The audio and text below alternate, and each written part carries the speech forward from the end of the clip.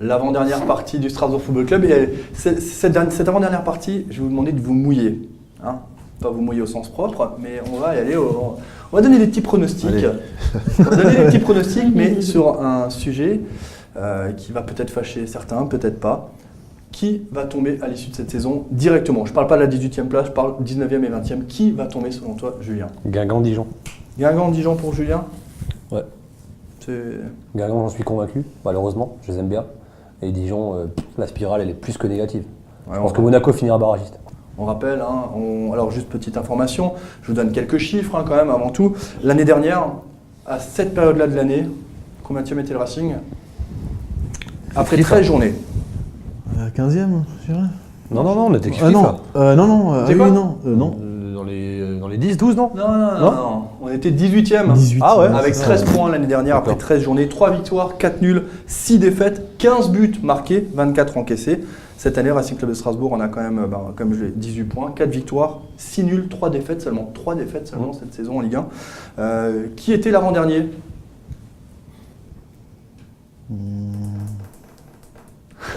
Metz? Non, pas Metz. Non, Metz était dernier. Allez, Metz était dernier avec... Ils sont restés, je crois, derniers. Metz était dernier avec 4 points à cette période-là de l'année. Qui était avant-dernier? Je sais plus. Dernier adversaire du Racing Club de Strasbourg. Lille.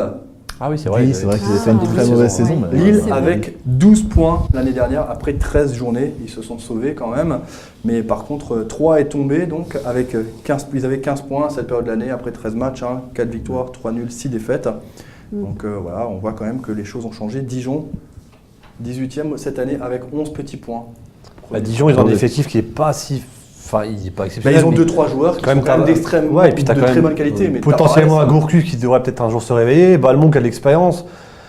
T'as peut-être Amiens qui peut craquer encore, mais moi je vois Dijon sombrer personnellement. Mais ce qu'il y a quand moi je te rejoins avec Dijon et Guingamp, pour la bonne raison, c'est que 23 buts encaissés, 28 buts encaissés, moins 11, moins 19. Guingamp avec 9 buts marqués et 28 encaissés, je veux dire, pour moi ce qui parle c'est ça quoi, je veux dire, les équipes elles ont pris 28 buts, Monaco on a pris aussi 22, mais là le contexte est complètement différent, je pense qu'il y aura un rebond. Mais ce qui me ferait dire que c'est eux qui descendent, c'est quand tu vois ces chiffres-là. Quoi, je veux dire. Pour moi, c'est ça le plus inquiétant, c'est que tu marques pas beaucoup de buts et tu en prends quoi. Régis Miller qui nous dit pourquoi Monaco ne descendrait pas, c'est vrai. Bien D'ailleurs, sûr. même Thierry Henry l'a dit, ils ne sont pas à l'abri d'une descente. Juste pour petit rappel, je refais juste une petite récap. L'année dernière, le dernier, après 13 journées avec 4 points, Metz est tombé. On avait Lille avec 12 points qui se sont sauvés. On avait 3 en 18e qui est tombé aussi avec 15 points. Donc, non, pardon, je dis des bêtises. Je m'excuse, c'est le Racing qui avait 13 points avec la 18e place. Mais voilà, ça veut dire qu'on n'est pas à l'abri. Philippe, ton chrono. C'est difficile. De toute façon, c'est difficile aujourd'hui. C'est pour ça que je vous demande de vous mouiller. C'est difficile de savoir. C'est pour ça que je demande de moi, je parle parce que c'est les chiffres qui parlent. Quoi. Je veux dire, voilà, quand tu prends tellement de buts, mais rien n'est définitif. Bordeaux était aussi à la ramasse en début de saison dernière. Mais on est un peu plus qu'en début de saison quand même. Saint-Etienne aussi était à la ramasse. Oui, bien sûr. Ces deux équipes. Mais pas relégable à cette période de l'année. Non, pas relégable. Et surtout, comme dit, 7 points. Mais là, ça veut rien dire. 11 points, de 11 points à 16 points, c'est rien. 5 points, t'en gagnes 2, tu gagnes 2 matchs, et les autres perdent 2 matchs, et puis voilà. C'est pour ça que je vous demande de vous mouiller. Philippe, mouille-toi. Moi, je veux dire, en premier de cordée, ça va être Guingamp, forcément. Et ensuite, dans la queue leu, il va y avoir Monaco. Tu mets Monaco en chute directe. Monaco a un gros carnet de chèques pour le mercato hivernal. Ouais, mais je sais qu'ils ont quand même des pas gros mal de soucis joueurs. actuellement. Le président qui est peut-être dans l'obligation de vendre. Alors le carnet de chèques pour le moment, il est bien beau, mais il est en blanc, le carnet de chèques. Peut-être, ouais. Pour moi, justement, c'est ça qui me fait dire qu'avec les affaires qui se mènent en ce moment, avec Riboliev là, qui est parti en Russie, je sais même pas s'il va revenir, parce que il est parti en Russie, donc là-bas tout peut se passer. À Monaco, s'il manque un peu, de toute façon, il y a le prince qui est là toujours, donc oui, je suis pas très inquiet sur l'aspect financier. Sur l'aspect financier, à chaque fois, c'est déjà arrivé plusieurs fois que Monaco est tombé, et Monaco c'est toujours très vite relevé. Il y a pas de ils sont tranquilles là-dessus, mais saison 2012-2013, c'était il n'y a pas si loin comme le Racing à l'époque était en CFA. Monaco était en Ligue 2 et on finit tout de suite, ils ont fait l'ascenseur. Mais ils étaient quand même une petite saison en Ligue 2, donc ce qui me fait dire quand même qu'ils peuvent descendre cette saison tout de suite. Et en 77, ils étaient en Ligue 2, l'année d'après, ils ont été champions de France. Dans le foot, tout va vite, on est d'accord. Tu vois très vite. Comme le Racing qui est très vite monté. Ouais. Marine, ton pronostic? Ouais, moi je serais du même avis que Julien. Guingamp, oui, clairement, et puis après rejoint par Dijon. Et je pense qu'effectivement Monaco,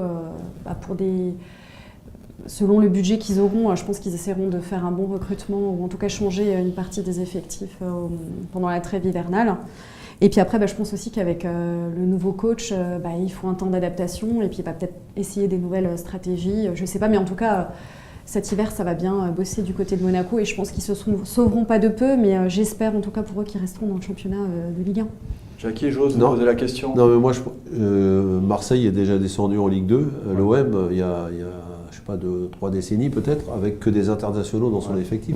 D'ailleurs, on avait récupéré quelques joueurs, je crois. Donc, dont Didier Six, parce que je me rappelle de Didier à l'époque, et il y avait que des internationaux, ils sont tombés en Ligue 2. Il peut y avoir des accidents de parcours, et quand on voit cette jeunesse hier sur ce match contre Paris, c'est que des jeunes joueurs de talent à Monaco, mais le talent, ça suffit pas, ils sont trop jeunes, il faut de l'expérience. L'âge moyen de l'AS Monaco hier soir sur le 11 de départ, c'était 18 ans et 3 mois. Jackie, vous avez un petit prono sur les deux équipes qui vont malheureusement tomber en Ligue 2 l'année prochaine? Moi je suis pas Madame Soleil, je sais pas comment... Personne ne l'est. Jackie, vous avez gagné au pronostic ce week-end. Ouais, mais je peux dire que Paris va être champion, je pense. Ouais, je pense qu'ils sont mouillés. Je pense qu'ils sont sauvés. Ça, je peux le dire, c'est tout ce que je peux dire. Tout le reste, c'est compliqué. Et voilà, on ne parle pas d'un souhait, on parle juste... Non, mais moi, j'ai rien ni contre Guingamp. Ça me peinerait que les Bretons descendent. Dijon, moi, j'ai rien contre Dijon non plus. Après, c'est comme ça. Mais Dijon, ça fait déjà aussi plusieurs années que c'est difficile. C'est des clubs qui ont du mal à survivre à ce niveau-là. Et je veux dire que dans ce championnat, tout à l'heure, je crois que c'est Julien qui a parlé, il y a 5-6 équipes qui, normalement, n'ont pas de soucis. Puis tout le reste, c'est des équipes qui sont à la merci de séries, à la merci de pas de blessures, à la merci de plein de choses, que la roue tourne dans le bon sens et qu'il y a une douzaine d'équipes, on peut presque mettre dans un sac et puis faire des tirages au sort pour voir lesquelles vont passer, celles qui ne vont pas passer. Donc c'est compliqué. Moi, si je dis Guingamp et Dijon, c'est tout simplement des équipes qui ont pris beaucoup de buts. Toulouse prend beaucoup de buts aussi. Amiens prend beaucoup de buts. Ça va jouer, à mon avis, ça va jouer entre ces 4 équipes. D'accord. Moi, j'aurais dit un peu comme vous, Guingamp et Dijon, parce que malheureusement, la série de Dijon, je ne la vois pas s'arrêter. Même hier, on les a vus, des seuls face au but, ça ne cadre pas. On sent que c'est vraiment une équipe qui n'a plus du tout confiance.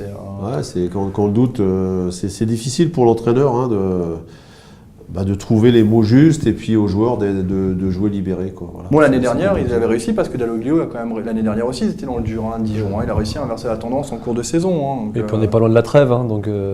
Puis je pense qu'à Dijon, Dalloglio, il est quand même.